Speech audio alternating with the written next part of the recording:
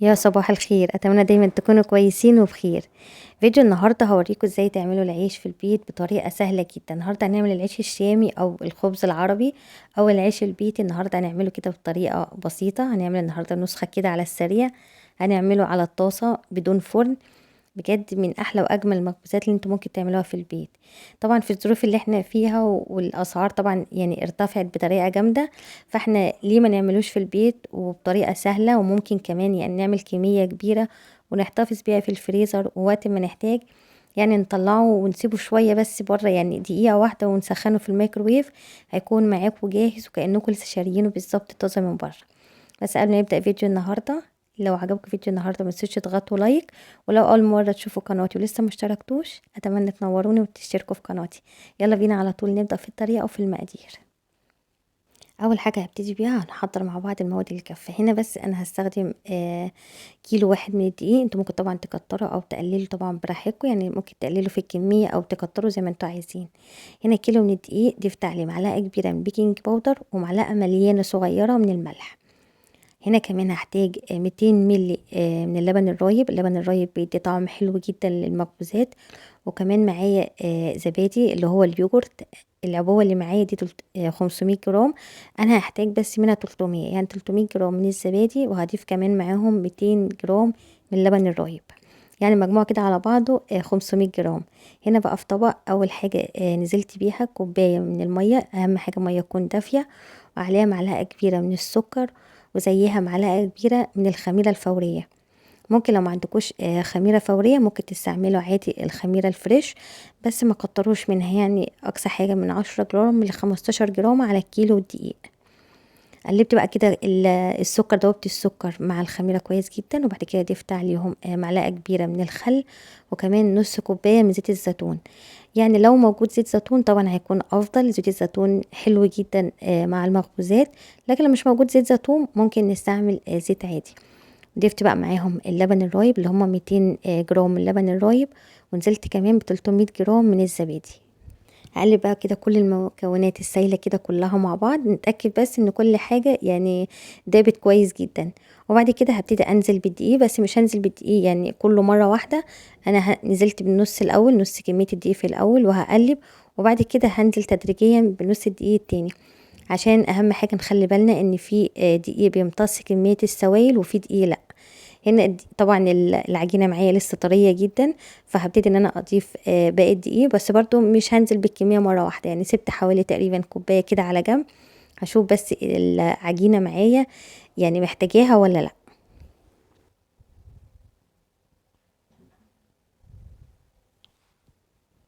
وانتوا شغالين كده طبعا يعني وانتوا بتقلبوا هتحسوا ان ملمس العجينه معاكم محتاج دقيق او محتاج سوائل. العجينه هنا كانت لسه معايا طريه، فزودت لها كوبايه الدقيق اللي انا كنت حطاها على جنب. هنا بقى يعني ابتدت العجينه خلاص تتقل معايا، فلازم اعجنها بايدي. لو في اي حد عنده العجين في البيت ممكن تشتغلوا عادي بالعجين، طبعا يعني هيسهل عليكم كتير. لكن في ناس كتير مش متوفر عندها العجين، فممكن تعجنوها عادي على ايديكم بسهوله. اهم حاجه لازم تكون العجينه ملمسها طري كده، يعني تكون بتلزق في ايديكم حاجات بسيطه. هنا في نفس البوله حطيت يعني حوالي كده معلقتين كبار من زيت الزيتون، وكمان هغطيها كده معلقتين على الوش كمان بزيت الزيتون. زيت الزيتون بيفرق جدا يعني في ملمس العجينه، وكمان هيخلي العجينه ان هي تطلع معاكم بسهوله من الطبق. غطوها بقى كويس ودخلوها كده فرن بوتاجاز. انا دفيت الفرن شويه وقفلتها، وبعد كده حطيت العجينه خمرت معايا، هتاخد معاكم من 40 دقيقه ل 45 دقيقه. افردوها كده بقى زي رول كده اهو، تبتدوا بقى ان انتوا تقسموها حسب طبعا حجم الرغيف زي ما انتوا عايزين. يعني لو حجم الرغيف صغير يعني ممكن من كيلو دقيق هيعمل معاكم حوالي 20 رغيف صغيرين، اللي هو رغيف السندوتشات الصغير. لو حابين بقى يعني حجم الرغيف يكون اكبر شويه يعني ممكن تاخد معاكم 15 رغيف، يعني ممكن الكيلو يعمل معاكم 15 رغيف.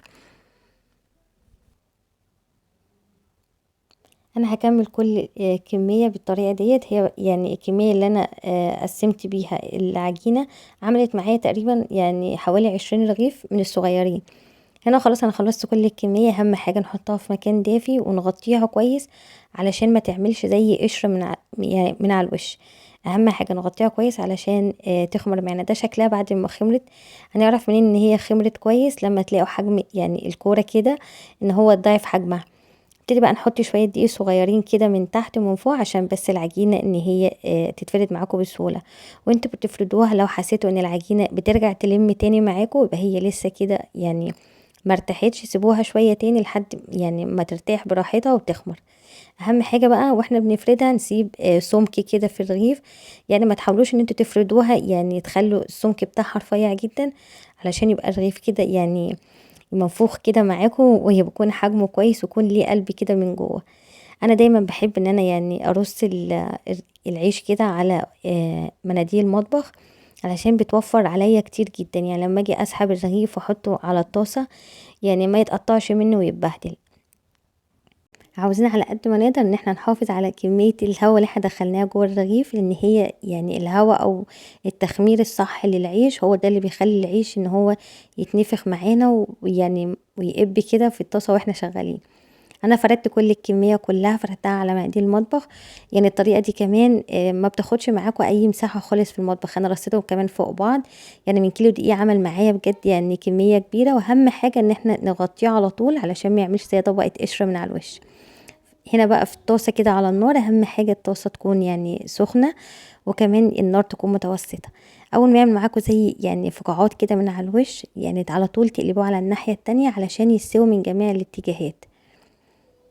لازم كمان تكونوا واقفين جنبه، اهم حاجة لازم تقلبوه على طول على كل الاتجاهات، يعني كل اتجاه كده هوت يعني كام ثانية وتقلبوه على الناحية التانية علشان تبص تلاقوا ان هو استوى وخد لون جميل كده من جميع الاتجاهات. انا يعني الطريقة دي بحبها جدا، انا لازم يعني اقلب فيه كده كل ثانية، لازم اقلبه على الناحية التانية علشان يعني احس ان الرغيف خد لون حلو جدا يعني زي ما انتم شايفين من جميع الاتجاهات.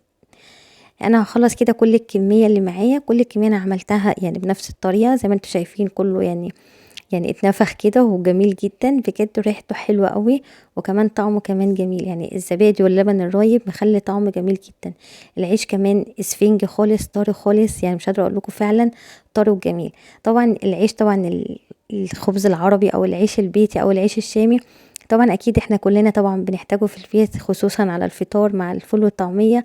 طبعا لازم العيش البيتي، ما ينفعش خالص يعني نفطر يا فول وطعمية او ملوخية او الحاجات الجميلة دي من غير العيش المصري او العيش البيتي بتاعنا. بجد طريقة جميلة جدا وسهل، وبجد لو يعني اتبعتوا كل الخطوات وعملتوها بنفس الطريقة هيطلع معاكم ناجح جدا وحلو. ممكن كمان تعملوا زي ما قلت لكم كمية كبيرة وتحتفظوا بيها في الفريزر، هيعيش معاكم فترة طويلة جدا.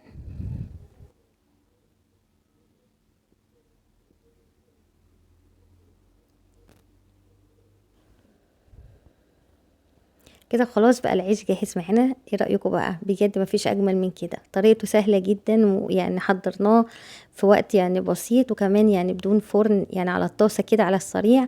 وصفة سهلة وسريعة يعني مش هياخد منكم ولا تعب ولا مجهود. بجد العيش جميل جدا يعني خفيف قوي، كمان العيش طعمه حلو اسفنجي كمان، يعني مش قادره اقول لكم قد ايه فعلا جميل. بجد اتمنى يكون فيديو النهارده يكون عجبكم وجربوه في البيت، بجد يعني هيعجبكم جدا. وانا متاكده ان بعد الفيديو ده متاكده ان انتوا مش هتشتروا عيش تاني من بره ابدا. اتمنى يكون فيديو النهارده عجبكم، لو عجبكم فيديو النهارده متنسوش الاشتراك في القناه واللايك والشير، واشوفكم على خير في فيديو جديد وباي باي.